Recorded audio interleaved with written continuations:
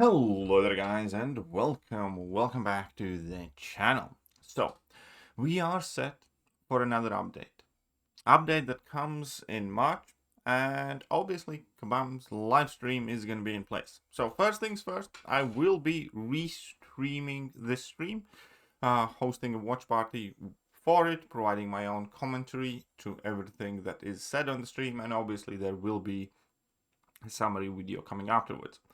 But there are a few things that are well worth noting out that we should be looking forward to. So, we're less than 1 week away from the next Malcon's Champions update, which means it's almost time for a new live stream. Make sure you tune in so you do not miss your first look at our March champions, Jean Grey and Bastion. Now, this is something that I know for a fact definitely a lot of people will be quite hyped, so I might even put out a separate early opinion videos on these based on the gameplay that we do end up seeing from them.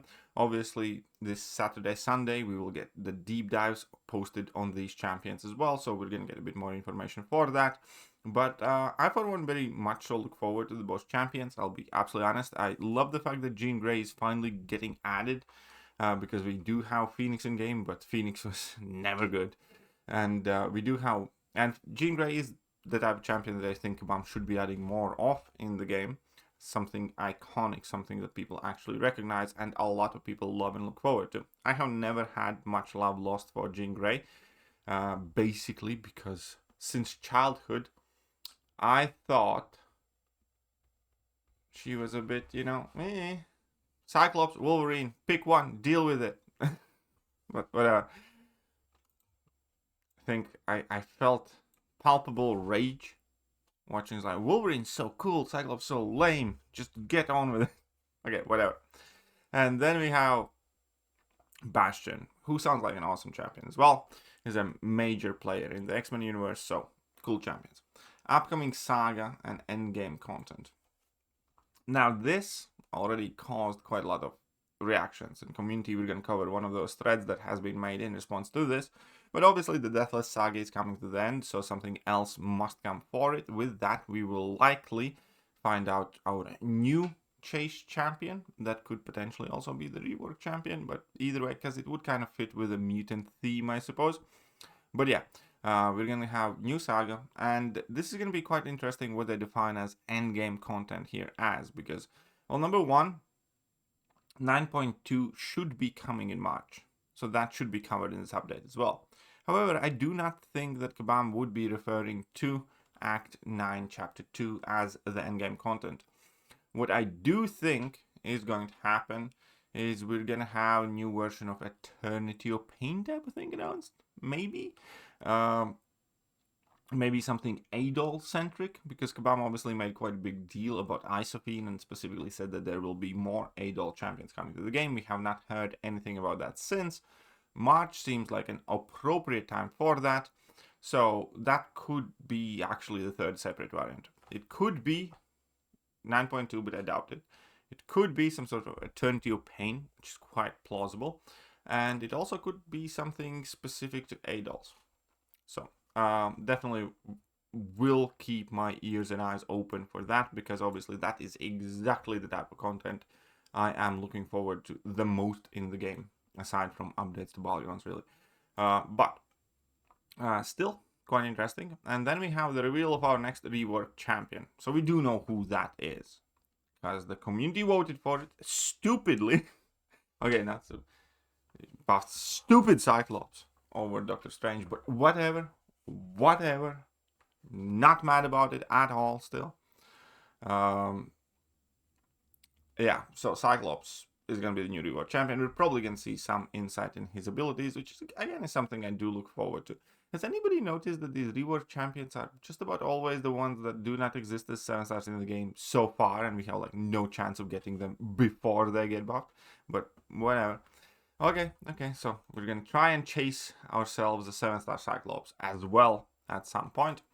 Because let's face it, 6 stars, if Cyclops does not come to the game as a 7-star pretty much immediately, that buff is probably going to get quite underplayed by the most competitive segments of the community. Because even if he's going to be good, It's doubtful that he's going to be that good to be worth kind of running in a Battlegrounds deck, for instance, in the era of rank 4 7 stars and rank 3 7 stars being the norm for the higher tiers. So that said, you know, it's still awesome to see a buff champion. Kabam has been doing a great job specifically with the champion buffs.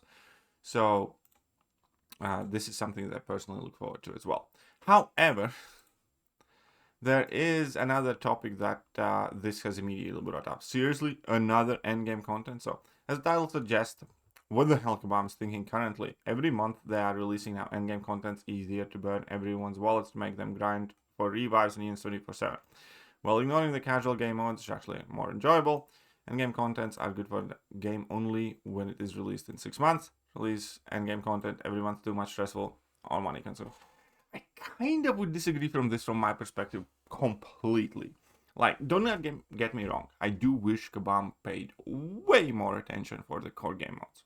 Because endgame content is the thing that, even if it comes this month, you can kind of get done in like a day, 2 or 3. Not that you have to, but even if you take it kind of slow, you know, Epoch. It's like 6 pots, about 1 hour each lane, something like that, 1 hour and a half a week. And then the rest of the month, there's just the core of the game. So obviously, I do think that Kabam should absolutely invest and pay much more attention to Battlegrounds, Alliance War, Alliance Quest, and all the stuff in the game that is replayable day by day if you choose to do so. But I love in-game content. I might get tilted, I might get frustrated, I might get discouraged, but I am the type of player that is glutton for punishment, and that is one of the things that I do like what Kabam's doing a lot. That we do get the Eternity of Pains and the Eternity of Pain gauntlets, that we do get the stupid Alliance War showcases, that we do get, you know, Epoch of Pain now, and Karina challenges. And I personally quite like it. Also, the argument here about units and revives, well, that's just quite the thing is, I think it is much better when you can obtain valuable stuff in game with units and or revives, and your personal cost is directly proportional to how well you have planned everything out and how well your roster is developed and you know, how well you play the game, opposed to whether you have a big enough wallet. And here, you know, I just think that is what makes it a game. I think that is much better for the game. I think, you know, unlike an offer that's going to come here, stay for a week and go away, you can always do that later if you want. You don't have to do it day one. And again, these revives can be grinded out. They do not necessarily demand, you know, cash. And therefore, you know, if it was up to me, there would be like no cash offers and everything would be through some insanely hard content. And you'd have to grind revives and, you know, do it. So I do think this is much, much, much better for the game. Obviously, that scenario is unrealistic, but as a general rule of thumb, whenever there's more stuff coming through the in-game rewards opposed to the offers, I think it is a good thing. Even if Kabam could be overforcing it, even if it creates backlog to people, I do not ever think it should come at the cost of your standard game modes. But I love that we are getting more challenging things that kind of make this feel more like a game, less like a transactional type of marketplace where we just effectively pay to collect trophies. When we actually get to use them, do our rank ups, you know, plan together for them, all that other stuff. So, and there are obviously, yeah, people disagreeing with it, people agreeing with it, and I think the community is divided. So if you do not see things the way I do, that's perfectly fine, and I agree that there are a lot of different players and not everybody is going to share the perspective. But as far as I'm concerned, you know, the more endgame content, the better. 9.2, some sort of new challenge mode, something awesome. Love that. And obviously, you know, it might change. Obviously, it might burn out everybody at some different points in time. We play the game differently, but as of right now, quite like it. I'm quite happy with that. The last bit that I wanted to discuss about the incoming stream is it will be incredibly interesting to see whether Kabam does in fact address the outdated game modes, at least a couple of them. I think the loudest voices in the community have been speaking in regard to Battlegrounds, but story content has, eventually entered a meme category now. It's like too laughable to even discuss with how the rewards are outdated. And the same goes for many other areas of the game. I do not think anybody reasonably expects Kabam to fix it all immediately, but I do believe a large segment of the community would appreciate Kabam discussing it and weighing in on it and elaborating and giving some clarification to the people when we can expect some things, and that better rather be sooner than later.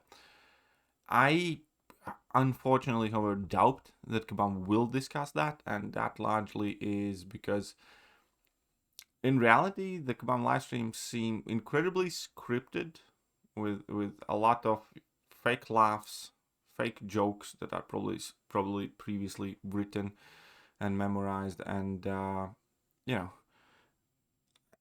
Kabam much rather would dedicate stream time to reading out the notes from story content and the story of MCOC and the side event and stuff like that than addressing players and player concerns.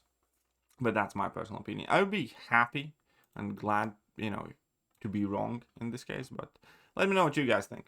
One thing's for sure though, I do not want to miss this stream, so watch it together with me. Hit that like button, hit that subscribe button, and I'll catch you guys soon. Bye-bye. Hello there guys, and welcome back to the channel. So we have all the information about